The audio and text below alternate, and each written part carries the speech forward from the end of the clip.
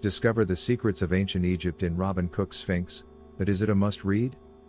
Join me as I dive into the world of suspense and mystery to find out if this thriller is worth adding to your reading list. From the best-selling author of Coma and Outbreak, Sphinx promises to take you on a heart-pounding adventure through the streets of Cairo.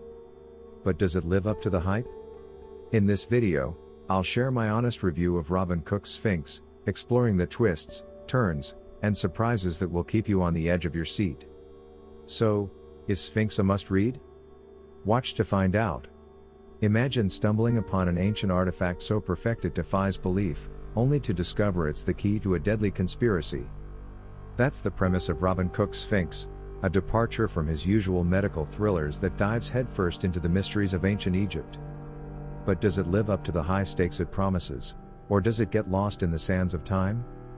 Let's find out. Welcome back to Truth Meets Fiction, where we break down books that blur the lines between reality and imagination.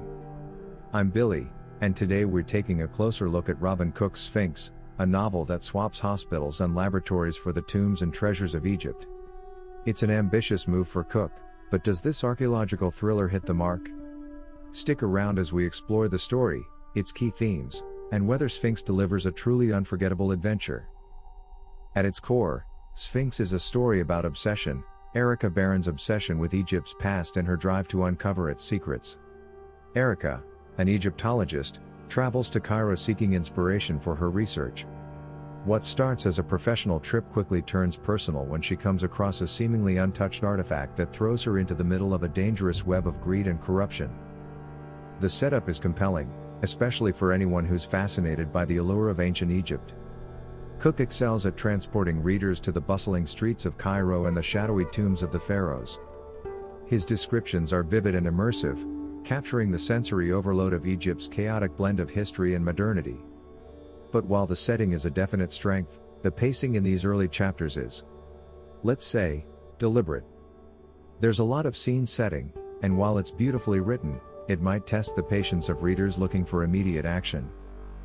Erica herself is an intriguing protagonist, passionate, intelligent, but occasionally frustrating.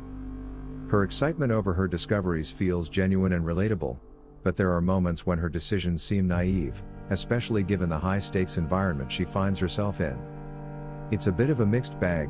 On one hand, she's a believable academic thrown into an extraordinary situation, but on the other, you might find yourself wishing she'd be a little more cautious. As the story unfolds, Cook masterfully intertwines history with suspense. The novel delves into the ethical dilemmas surrounding artifact preservation versus exploitation, a theme that feels particularly relevant even today. Erica's journey becomes less about her academic interest and more about survival as she realizes the lengths people will go to for wealth and power. One of the standout elements of Sphinx is its atmosphere. Cook's love for detail brings ancient Egypt to life in a way that feels almost cinematic. You can practically feel the heat of the desert and the chill of the tombs as Erica uncovers clues and faces danger. This richness is where Cook's writing truly shines, and it's easy to see why the novel has captivated so many readers over the years. But for all its strengths, the story isn't without its flaws. While the plot is filled with twists and turns, some of them feel a bit predictable. You can often see where the story is headed, which slightly diminishes the impact of the big reveals. And then there's the romance subplot. Without giving too much away, it feels a little out of place. It's not badly written, but it doesn't add much to the story and occasionally distracts from the main narrative. Erica's character development is another area where opinions might differ. While she's compelling in many ways, there's a sense that her arc isn't as complete as it could be. By the end of the book, you might find yourself wishing for a bit more growth or resolution in her character. The climax of Sphinx is where Cook's talent for tension truly pays off. Without spoiling the specifics, Erica finds herself in a life or death situation that forces her to confront both her enemies and her own limitations. It's a thrilling sequence, filled with action and high stakes that keep you on the edge of your seat. What makes this moment so powerful is the way it ties together the book's themes. The ancient world collides with the modern, and Erica is caught in the middle. Cook's descriptions of the tombs and the treasures they hold are breathtaking, but there's also a palpable sense of danger that reminds you these aren't just relics, they're symbols of power that people are willing to kill for. That said, the resolution of the climax might not satisfy everyone. While it's thrilling in the moment, it leans heavily on familiar tropes, which could feel a bit formulaic if you're a seasoned reader of thrillers. And Erica's role in the climax is more reactive than proactive, which might leave you wishing she had more agency in these critical moments. So, does Sphinx live up to its potential? In many ways, yes.